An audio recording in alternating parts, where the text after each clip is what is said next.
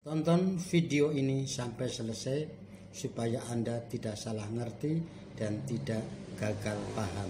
Jangan lupa like dan subscribe.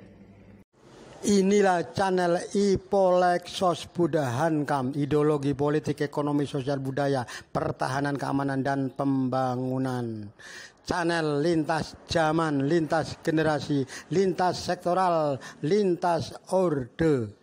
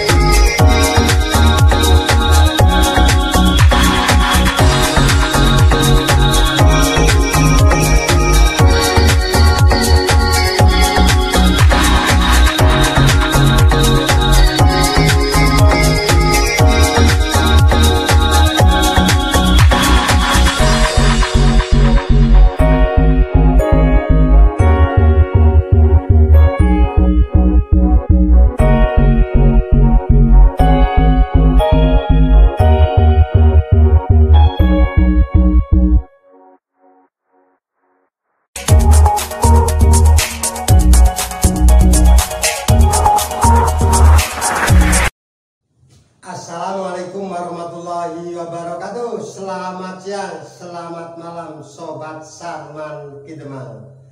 Kali ini Sarman Kidemang ingin menjawab komen dan pertanyaan yang mereka bertanya, mereka komen bahwa ganti rugi ini kok lama banget Kidemang, bagaimana? Sebenarnya proses ganti rugi ini kok bagaimana kok Pak Sarman ini kok lama? Nah, ini banyak sekali pertanyaan, terutama proses ganti rugi kok bisa lama.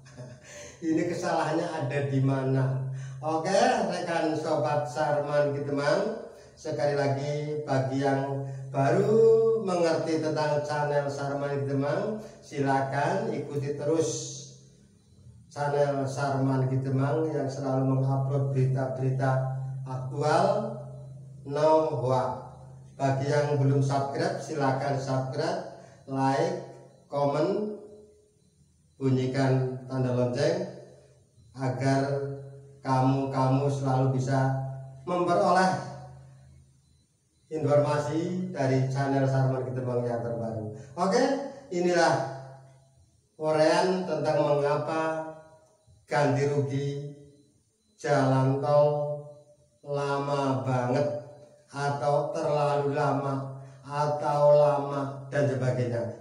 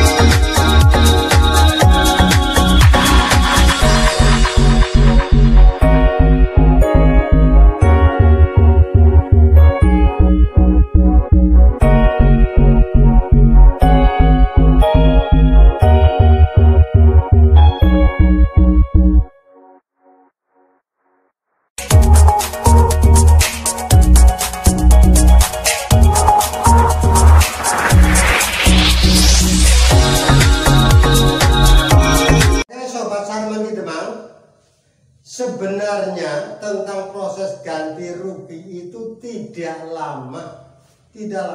Yang lama itu adalah menunggu, ya. Menunggu karena karena masyarakat atau karena para Sarman Kidemang fans ini begitu mendengar wilayahnya atau daerahnya akan terkena jalan tol, seolah-olah besok akan segera atau tahun depan akan segera, ya. Ini yang barangkali sehingga orang akan mengatakan bahwa ganti ruginya prosesnya kapan, bayarannya kapan.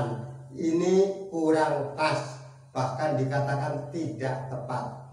Begini saudara-saudara, yang namanya proyek strategis nasional ini adalah melalui berbagai macam pertimbangan dan seleksi. Barangkali Anda daerahnya, misalkan ini daerah Bandung Jogja yang akan terlewati jalan tol, ini masih panjang, ini memerlukan berbagai macam kajian kan. Walaupun sudah dengar 2-3 tahun yang lalu ya kan, tetapi sampai saat ini kan belum. Ya karena IPL-nya aja kan belum. Nanti akan dimulai dari Jawa Barat, dari Bandung ke Ciamis sebelah barat ya, dari Tasik, dari panjang, masih panjang. Nanti dari sana baru ke Banjar ke Cilacap, ini masih panjang. IPL-nya saja di Jawa Barat kan belum, apalagi di Jawa Tengah ya belum nanti dari Cilacap ke Jogja. Kalau ini sih tidak ke kota Jogja, tapi ke YIY, ke Yogyakarta International Airport, dari Cilacap ke sana ya. Kemudian barangkali panjenengan pernah mendengar dari Tegal ke Cilacap. Wah, ini masih lama. Ini baru gagasan, baru rancangan, belum ada, apalagi penetapan lokasi belum sama sekali ya. Atau barangkali dari Tuban ke Gresik misalkan, ini masih lama. Atau barangkali apalagi yang dari misalkan sebelah utara Pulau Jawa misalkan, maksudnya Jepara misalkan ya. Tol Jepara itu masih baru gagasan. Begini saudara-saudara, yang pertama tentu saja melalui kajian-kajian ya. Biasanya sih bukan dari masyarakat yang usul ingin ada jalan tol, biasanya dari para pejabat pemerintah pusat, kemudian ada juga usulan mungkin dari kabupaten atau dari provinsi agar wilayahnya ada jalan tol atau dilalui jalan tol ya. Setelah itu pengkajian ya, dikaji. Kemudian dari Kementerian PUPR akan menugaskan ya pejabatnya dengan bekerjasama dengan PUPR provinsi, PUPR kabupaten, akan melihat lokasi di mana sih ya. Kemudian akan memberikan patok ya, akan memberikan patok biasanya berwarna orange di bawah ya, di tanah ada patok. Kemudian nanti akan dilihat berapa kilo panjangnya itu melalui drone ya, dilihat melalui satelit ya, akan dilihat seperti apa itu ya. Jadi masih lama. Kadang-kadang ini saja 3 tahun ini untuk melihat seperti ini bisa 2-3 tahunan. Tidak begitu dipasang tanda palang orange di bawah seolah-olah bahwa di sini akan ada. Belum tentu, masih panjang. Setelah itu ada yang namanya konsultasi publik. Konsultasi publik itu para pejabat dari Kementerian PUPR ya, melalui PUPR provinsi, kabupaten nanti akan mengadakan rempugan, akan mengadakan suatu temu publik. Maksudnya apa? Menerap aspirasi, keutamaannya, kelemahannya, keunggulannya, nilai positifnya, nilai negatifnya, dan seterusnya. Banyak sekali yang diserap ya, banyak sekali yang diserap. Nah, setelah itu kalau betul oke, di situ akan ada jalan tol. Kalau di situ akan ada jalan tol, maka Kementerian PUPR akan menyusun prioritas. Kementerian PUPR akan menyusun prioritas mana dulu ya. Kan banyak ini program proyek strategis nasional khususnya tentang jalan tol ini kan banyak ya. Bukan hanya Bandung Cilacap, bukan hanya Solo Jogja, bukan hanya Jogja Bawen, bukan hanya Demak Tuban, bukan hanya Tuban Gresik, bukan hanya yang lintas Sumatera atau yang lainnya, banyak ya. Maka ada yang namanya skala prioritas, mana dulu atau mana yang bersamaan. Nah, Kementerian PUPR akan menghitung kira-kira berapa, diajukan ke Kementerian Keuangan. Kementerian Keuangan nanti juga akan menghitung lagi anggaran negara, ya. Anggaran negara ini akan dihitung kira-kira jalan tol dari kota A, kota B atau dari provinsi A ke provinsi B kira-kira menghabiskan dana berapa triliun, ya. Kalau sudah ini memerlukan waktu 2-3 tahun juga. Ini sudah 3 tahun atau 4 tahun ini ya katakanlah.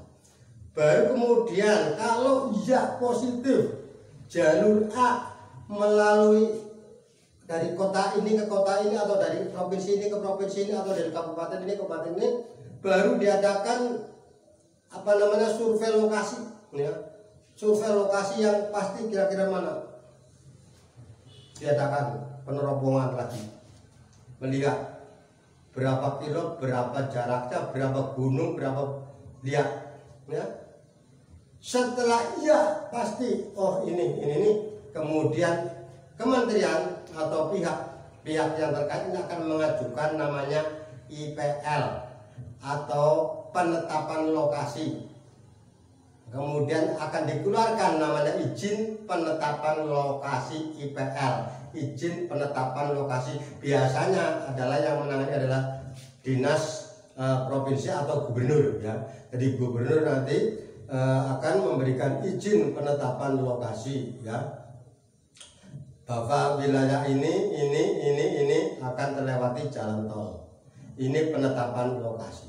Setelah itu, ya, setelah kira-kira izin penetapan lokasi bisa, maka mulai diukur, dipatok wilayahnya, tanahnya siapa, dipatok, mulai diukur, dipatok terus, ya.